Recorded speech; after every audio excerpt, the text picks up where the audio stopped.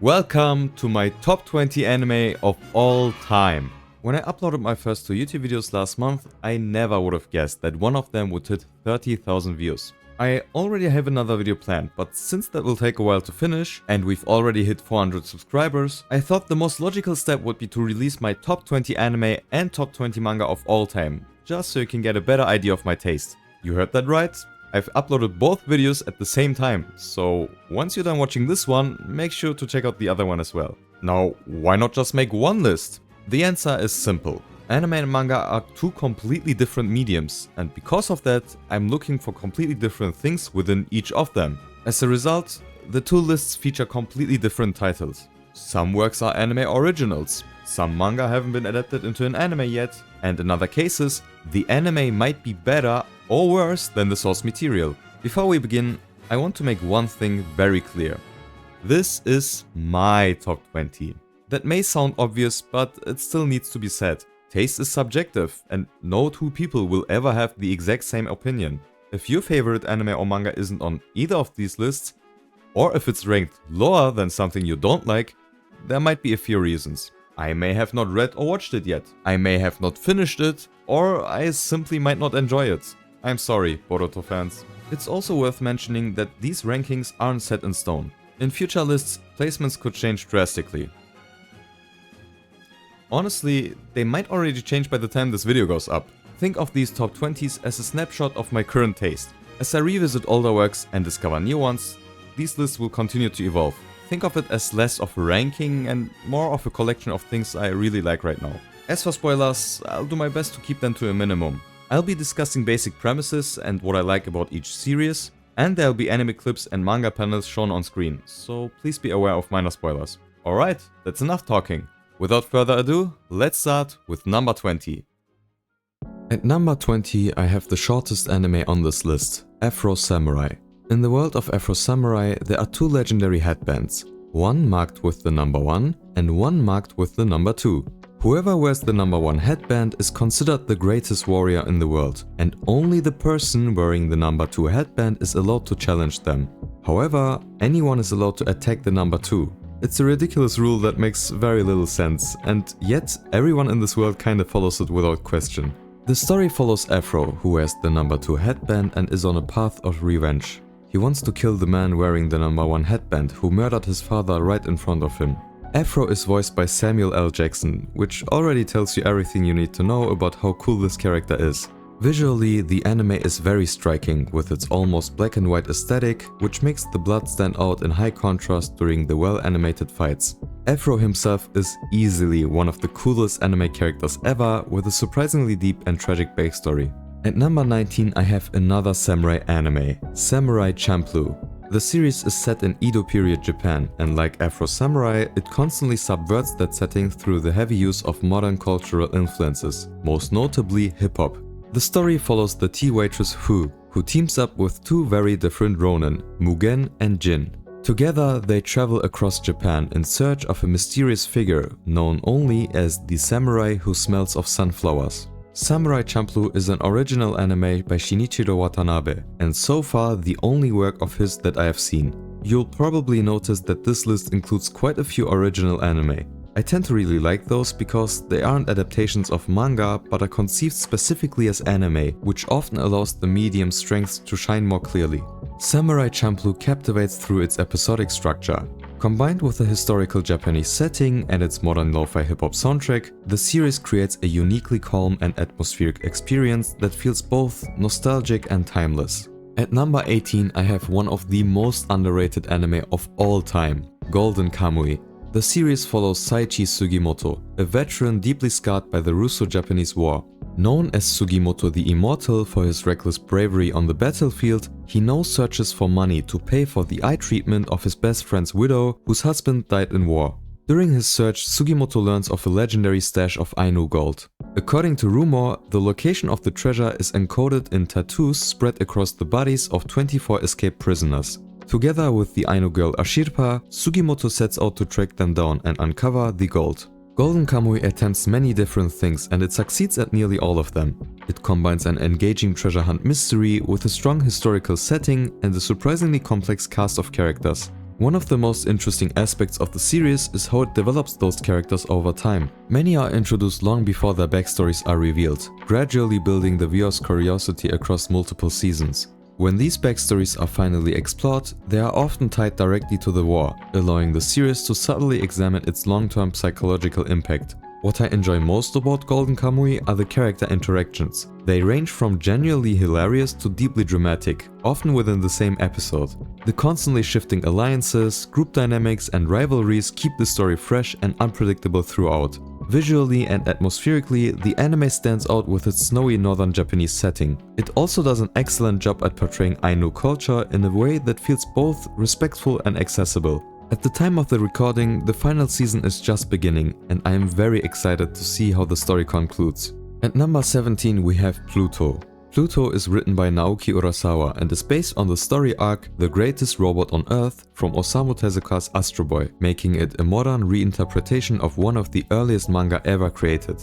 The series follows the robot detective Gesicht as he investigates a string of murders involving both robots and humans across the world. The case becomes even more disturbing when evidence suggests that a robot may be responsible for the killings, something that would mark the first time a robot has killed a human in 8 years. As the investigation unfolds, it becomes clear that all of the 7 of the world's great robots, which are the most technologically advanced ones, are the targets. This is finally an Urasawa work that received a truly high-quality anime adaptation. The production values are excellent, and the adaptation does justice to the original story in a way that feels rare for Urasawa sensei's works. Beyond that, there isn't much else to say. It's consistently great across the board, which is exactly what you'd expect from Urasawa sensei's writing. Number 16 is Ping Pong the Animation. Please don't be put off by its unconventional art style, and just trust me when I say that the animation is absolutely phenomenal. The story centers on 2 childhood friends, Peko and Smile, who couldn't be more different in both personality and outlook on life. Peko is a naturally gifted table tennis player, whose raw talent eventually goes to his head. When he suffers his first real defeat at the hands of a Chinese exchange student, the loss completely shatters his confidence and drives him to quit the sport altogether.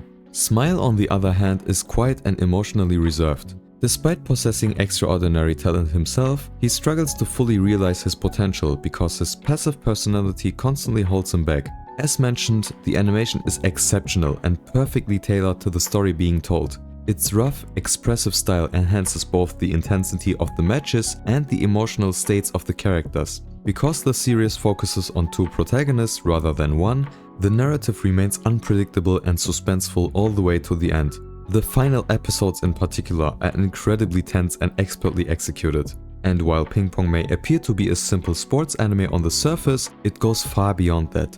It explores deeper themes such as pride, fear of failure, talent versus hard work, and ultimately the search for meaning in life. Number 15. If Hayao Miyazaki and Studio Ghibli were to create a long-form anime series, it would be Ranking of Kings. I genuinely struggle to put into words how magnificent this show is, but let's start with the premise. Ranking of Kings follows Prince Boji, a deaf and mute child who is both pampered and ridiculed by those around him because of his disability. Despite being one of the kindest and purest souls imaginable, he faces rejection wherever he goes. Boji is the son of the world's strongest king, the giant King Bosse. Yet, Boji himself is so small and physically weak that he can barely wield a stick as a weapon. Because of this, nearly everyone assumes he is unfit to rule. One day, Boji befriends a shadow creature named Kage, who is able to understand him even though Boji cannot speak. From that moment on, Kage becomes his closest ally and helps him on his journey to become the greatest king in the world. Boji is easily one of the most adorable and endearing protagonists I have ever seen, and together with Kage, they form a truly special duo. Visually, the anime is stunning. The world building is another major highlight. The concept of the king rankings drives the narrative forward episode by episode and gives the series both its structure and its name. On top of that, the cast is fantastic. The action scenes are surprisingly effective and both opening themes are excellent. Please give this anime a chance. When I first started this anime, I never would have thought that it would land this high on my list, but at number 14 I have Delicious in Dungeon. On the surface, Delicious in Dungeon looks like a simple mix between a cooking anime and a classic fantasy dungeon adventure, but it is executed so well that you constantly find yourself wondering why no one else ever came up with ideas like these before. The story itself is fairly straightforward. It follows a group of adventurers in a fantasy world who, after failing to defeat a dragon that devours one of their party members, venture back into the dungeon to rescue and revive her. With no money left for supplies, they are forced to survive by cooking and eating the monsters they encounter along the way. What really makes Delicious in Dungeons special is how it focuses on mundane questions that fantasy stories usually never bother to ask. Things like, how do adventurers survive in a dungeon if they can't afford food? What happens if their rations spoil because they've been trapped underground for weeks? These details feel so obvious in hindsight, yet I had never once questioned them myself. One of my favorite examples of this is how the group uses holy water in one of the encounters with ghosts. Instead of splashing it on a single ghost and wasting it, they pour the holy water into a glass container, tie it to a rope, and swing it like a flail. Since ghosts can pass through solid objects, glass included, this method becomes far more effective. Small moments like this really highlight the author's deep understanding of fantasy tropes and her willingness to challenge them. Beyond that, Delicious in Dungeon has surprisingly strong world building, far better than it has any right to be. I love every single member of the main cast and the interactions between them, and I genuinely believe that once the second and final season concludes, this series will stand as one of the most complete and well-rounded fantasy anime we've had in a long time. Complete and well-rounded is the perfect way to describe the next entry on this list, because at number 13 I have Odd Taxi. Set in a world of anthropomorphic animals, the story follows Hiroshi Odakawa, a walrus taxi driver who spends his days talking to passengers and listening to their stories. Through these seemingly casual conversations, he gradually becomes entangled in a web of strange events and unresolved mysteries unfolding across Tokyo, including the disappearance of a schoolgirl. Odd Taxi is nearly flawless from beginning to end. Every episode, every character, every line of dialogue feels deliberate and purposeful. The way its many subplots slowly intertwine and feed into the central narrative, culminating in a tightly constructed and deeply satisfying climax, is something I've rarely seen executed this well. Odakawa himself is an incredibly compelling protagonist. Calm, observant, and quietly charismatic. Watching him piece together fragments of information from his passengers is consistently engaging. Fun fact, Odd Taxi was reportedly shown on screens inside real Tokyo taxis for a time, which feels like the most fitting place imaginable for a series like this. Number 12 is my favorite isekai anime, Re:Zero. Re:Zero follows the isekai protagonist Subaru Natsuki, who doesn't get transported to another world in any dramatic or heroic way. There's no truck accident, no summoning ritual, he simply blinks and suddenly finds himself in a fantasy world. But don't worry, he very quickly fulfills one of the genre's most important conventions: dying. A lot. But what happens if an isekai protagonist dies in the fantasy world? Does he just return to the real world?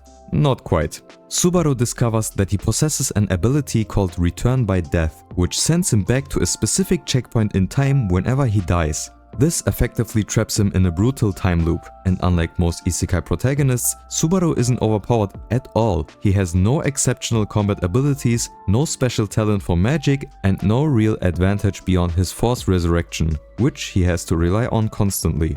What makes Re:Zero stand out is how deliberately it subverts isekai cliches. Rather than treating the concept of being transported to another world as a power fantasy, the series focuses on the psychological toll this experience takes on Subaru. The anime seriously explores what it means to die repeatedly, to remember pain and failure while everyone else resets, and to carry emotional scars that no one around you can see or understand. It also raises interesting questions about why Subaru was brought to this world in the first place, and what consequences this disappearance might have for the real world he left behind. Like many isekai series, Re:Zero also incorporates romance, but unlike most of its genre peers, it doesn't handle it superficially. There's no effortless harem forming around the main character just for existing, even though he does nothing different than he did in his previous life. Instead, relationships are built slowly, painfully, and realistically, shaped by Subaru's flaws, his growth, and his repeated failures. That makes the emotional payoffs feel earned and genuinely makes you root for the characters and their happiness. At number 11 I have Kuroko no Basuke. This anime was my personal entry point into the world of sports anime, and to this day I love it so much that I've probably watched it 4 or 5 times by now. Kuroko no Basuke follows the two protagonists Kuroko Tetsuya and Kagami Taiga, who are both members of Seirin High School's basketball team. Kagami spent most of his life in America and returned to Japan with the goal of becoming the best Japanese basketball player. Kuroko, on the other hand, is a former member of Teiko Middle School's basketball team, which was by far the strongest middle school team in Japan. After graduating, Kuroko's former teammates split up and transferred to different high schools. They are now known as the Generation of Miracles. Kuroko's goal is to help Kagami defeat all of them, something Kagami must accomplish if he wants to be recognized as the best player in Japan. I've already made a separate video about sports anime where I go much more in depth on Kuroko no Basket, so I'll keep this part relatively short. Kuroko no Basket is an excellent gateway into sports anime for battle shonen fans because it takes a lot of creative liberties when it comes to realism. It sits somewhere between grounded sports anime like Haikyuu and more exaggerated series like Inazuma 11, making the matches feel like full-on battles rather than simple games. On top of that, it features great slice of life and training sequences, one of the most underrated soundtracks in all of anime, and pure hype moments you'd normally expect from action series like My Hero Academia. Number 10 is the longest running entry on this list, and it's none other than Detective Conan, also known as Case Closed. If I had to describe Detective Conan in a single phrase, I would call it an average masterpiece. The story follows high school detective Shinichi Kudo, who is poisoned while investigating a mysterious criminal organization. Instead of killing him, the poison shrinks his body into that of an elementary school child. Forced to hide his true identity, Shinichi takes on the name Conan Edogawa and infiltrates the detective agency run by the father of his childhood friend. From there, he solves countless cases under someone else's name, while slowly working his way closer to the organization responsible for his condition, and to reclaiming his original body. The reason I call Detective Conan an average masterpiece is surprisingly simple. Despite its absurd length, the series has managed to maintain a consistently high level of quality. Almost every canon episode is at least a solid 7 out of 10. You can always rely on Detective Conan to be entertaining, and to this day I genuinely can't wrap my head around how Gosho Aoyama sensei continues to come up with such clever and intricate cases. Watching Detective Conan isn't a sprint, it's a marathon. It's not defined by a single hype moment, one unforgettable case or one standout character. Instead, it's the cumulative experience that draws you in over time. The charming jazz-infused soundtrack, the effortlessly cool cast, and the quiet, wistful romantic moments between the characters create a unique and unforgettable atmosphere. In 9th place is my current favorite sports anime, Hajime no Ippo. Many people hesitate to give the series a chance because it looks dated or because the Japanese dub sounds a bit rough around the edges. But trust me when I say that Hajime no Ippo has better pacing, better animation and better music than 90% of anime released today. Hajime no Ippo follows the young Makanouchi Ippo on his journey into the world of boxing, where he slowly learns what it truly means to be strong. After a fateful encounter with the Japanese boxer Takamura, Ippo begins boxing as a way to stand up to the bullying and harassment he faces at school. What starts as a means of self-defense quickly turns into a genuine passion for the sport. From that point on, we follow Ippo through his rise as a boxer, experiencing both incredible victories and painful resets along the way. The series is unbelievably motivating and consistently exciting, featuring some of the best fights I have ever seen in anime, even outside of the sports genre. Every opponent Ippo faces leaves a lasting impact on his growth as a character, and on top of that, the humor throughout the series is absolutely fantastic. In 8th place is Cyberpunk Edge Runners. With only 10 episodes, you'll hardly find anything better for this length. The anime was so well received that it practically single-handedly revived Cyberpunk 2077, the game it serves as a prequel to. That said, you don't need to have played the game at all to enjoy the anime. I haven't played it either. Cyberpunk Edge Runners takes place in Night City, a sprawling metropolis in the former state of California, plagued by corruption, cybernetic addiction and a rampant gang violence. Life in the city is brutal, and power is firmly in the hands of massive corporations. The anime follows David Martinez, an impulsive but highly talented street kid who loses everything after a tragic incident involving a drive-by shooting. With nothing left to lose, David turns to the dark side of the law and becomes an edge runner, a high-tech mercenary operating on the black market, also known as a cyberpunk. There honestly isn't much more to say without spoiling anything. Just give it a chance. You can't really go wrong with a show this short and this good. In 7th place is the newest addition to this list, Code Geass.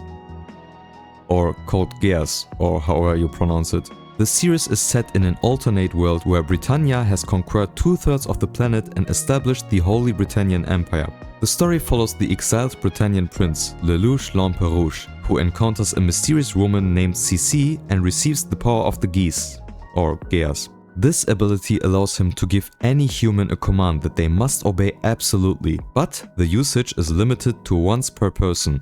Armed with this power, Lelouch leads a rebellion against the authoritarian rule of Britannia, orchestrating large-scale conflicts and mecha battles through strategy and manipulation. Code Geass can best be described as a mix of Death Note and Attack on Titan. Lelouch is one of the coolest and most badass protagonists in anime, and the constant mind games, strategic gambits and moral dilemmas make the series incredibly engaging. The tactics used throughout the story are genuinely mind-blowing, and the ending is easily one of the best I have ever seen. What I don't like about the series are Clamp's character designs, with the extreme long and thin proportions. They don't really appeal to me, and I'm generally not a big mecha fan. Still, Code Geass is so strong in its writing that I can't help but rank it this high. I know I have said that I'm not a big fan of mecha anime, but despite that, Neon Genesis Evangelion takes the number 6 spot on my list. The story is set in 2015, 15 years after a global catastrophe known as Second Impact in the fortified city of Tokyo 3. It follows Shinji Ikari, a withdrawn teenager who is summoned by his estranged father, Gendo Ikari, to work for the secretive organization NERV. Shinji is forced into piloting an Evangelion, a gigantic biomechanical weapon, in order to fight mysterious beings known as angels that threaten humanity's survival. What I appreciate most about Evangelion is its relatively small cast. I've always preferred stories with fewer characters because it allows for much deeper characterization, and Evangelion excels at this. Every major character is complex, flawed and psychologically fascinating. Shinji is an unassuming yet incredibly compelling protagonist, and similar to Chainsaw Man, I absolutely love the female cast. The series was also far ahead of its time. Its animation, character writing and especially its deconstruction of the mecha genre were unlike anything else when it aired, which is arguably why it wasn't fully appreciated at the time of release. Today, its influence is impossible to ignore. I still need to watch the rebuild of Evangelion movies, and depending on how I feel about them, this entry might even move higher on the list. The end of Evangelion, however, is already one of the most intense anime films I have ever seen. The emotional weight, symbolism and sheer visual spectacle it provides are almost unmatched. At number 5 I have Vinland Saga. The series is a dramatized retelling of the life of the Icelandic explorer Thorfinn Karlsefni and his journey to find Vinland. At its core, the story follows Thorfinn's transformation from a bloodthirsty, revenge-driven child into a pacifistic young man searching for meaning beyond violence. I know it has become somewhat of a meme by now, but Vinland Saga is genuinely one of the works that has influenced me the most on a personal level. The first season was already outstanding, but the second completely surpassed my expectations. In my opinion, the Farmland arc is one of the best anime and manga arcs of all time, and Thorfinn's character development throughout is nothing short of phenomenal. His transformation is one of the most powerful and well-earned evolutions I have ever seen in a protagonist. Once again, the series benefits from a relatively small cast, allowing each character to be deeply explored and thoughtfully written. While the second season largely steps away from constant action, the moments where it does occur feel impactful and explosive because of that restraint. Overall, Vinland Saga delivers one of the most beautiful and meaningful messages an anime can offer, especially when contrasted with the brutal, blood-soaked Viking era in which it takes place. In 4th place is JoJo's Bizarre Adventure. Honestly, I don't even feel like explaining the premise because I wouldn't know where to begin. What I can say is that JoJo's is one of the very few series where both the anime and the manga rank extremely high for me, and that alone says a lot about how much I love it. I generally prefer parts 1 through 5 in anime form, mainly because the adaptation makes incredible use of the medium's strengths, especially when it comes to music, sound design and colors. Part 6 on the other hand works better for me in the manga. As for part 7, Steel Ball Run, my favorite part, I'm incredibly hyped for the anime, but I honestly don't think it will surpass the manga for me. That said, I am more than happy to be proven wrong. JoJo's Bizarre Adventure is simply a unique selling point in anime and manga as a whole. Hirohiko Araki sensei takes an absurd number of risks with his art style and storytelling, and somehow manages to reinvent the series with almost every new part. Even if you don't like one part, there's a very real chance you will absolutely love the next one. Give it a chance. There really is something here for everyone. I was, and still am, incredibly unsure about this anime's placement. On some days it's my number one, but today Attack on Titan lands in third place. Yes, the ending is controversial, and I completely understand why it ruined the series for many people. Especially when you have a clear idea of where a story is heading and that expectation is suddenly shattered, it can be frustrating. Thankfully, I'm someone who actually liked the ending. Set in a world where the remnants of humanity live behind massive walls to protect themselves from giant humanoid creatures known as Titans, Attack on Titan follows Eren Yeager alongside his friends Mikasa Ackerman and Armin Alert. When a colossal Titan breaches the wall of their hometown and Eren's mother is killed, he vows revenge and joins the Elite Survey Corps, a military unit dedicated to fighting the Titans. What begins as a simple revenge story gradually evolves into something far more complex, as the origins of the Titans and the truth of the world are uncovered. Attack on Titan is the anime of my generation. When I started watching anime, series like Dragon Ball had already concluded, and the big three were well underway. But I experienced the beginning, the insane hype, and the ending of Attack on Titan in real time. The series boasts what is arguably the best soundtrack in anime history, incredible animation, extreme emotional highs and lows, and some of the most crazy yet immersive and realistic world buildings I have ever seen. If I had one criticism, it would be the size of the cast. Compared to something like Vinland Saga, the character roster is a bit too large for my taste. I would have preferred fewer characters explored in greater depth. Overall, I think Vinland Saga is the more polished work, but Attack on Titan has roughly twice as many episodes and makes more aggressive use of the anime medium, which is ultimately why it ranks higher for me. I like the ending, and even if I don't think it lands quite as perfectly as something like Code Geass, Attack on Titan is undeniably one of the greatest anime of all time, and I completely understand anyone who calls it the number one. At number 2 I have... yeah, this is harder than I expected. Okay, number 2 is the Monogatari series. This anime is extremely difficult to recommend. In fact, I'm not going to recommend it at all. You'll probably watch it anyway, so what is this actually about? The story centers on Koyomi Araragi, a third-year high school student who survives a vampire attack and subsequently becomes involved with girls suffering from various supernatural afflictions. Apparitions, ghosts, beasts, spirits, you name it. These phenomena often act as metaphors for the character's emotional and psychological struggles. If you asked me which anime makes the most use of the medium's possibilities, my answer would undoubtedly be Monogatari. It is an audio-visual masterpiece unlike anything else. The dialogue might be the best I have ever encountered in any medium, not just anime. The characters are extraordinarily well written, with a level of depth that very few series can match, and the storytelling techniques are so unconventional that they make even something like JoJo's Bizarre Adventure feel comparatively restrained. So, that all sounds incredible, why wouldn't I recommend it? Well, let's just say that artistic brilliance comes with a caveat. The series deliberately pushes boundaries in ways that can be uncomfortable, distracting, or outright off-putting for many viewers. And whether you can look past that will largely determine if Monogatari is for you. And my number 1 spot, my favorite anime of all time, at least for now, is Full Metal Alchemist Brotherhood. Full Metal Alchemist. Set in a fictional world where alchemy is widely practiced science, the story follows 2 alchemist brothers, Edward and Alphonse Elric, who attempt to bring their mother back to life using alchemy. The attempt fails catastrophically, costing Edward an arm and a leg, and trapping Alphonse's soul in a suit of armor. In order to restore their bodies, the brothers set out on a journey to find the Philosopher's Stone.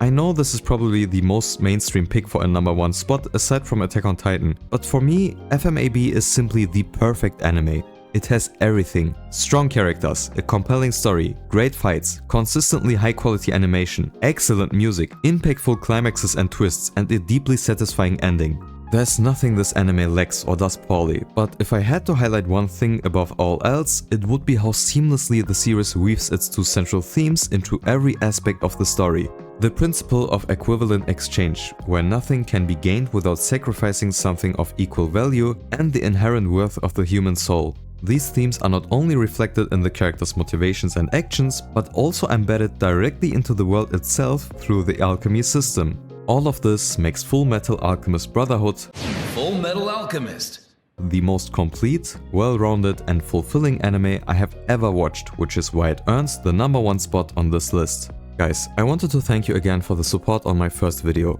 I was really unsure about posting it, so seeing all the views and likes genuinely meant a lot to me. But what made me the happiest were the many kind comments you wrote. They gave me the motivation to put out these 2 videos in the first place. From here on out, I'll do my best to keep entertaining you to the best of my abilities, so I'd be really happy if you stick around.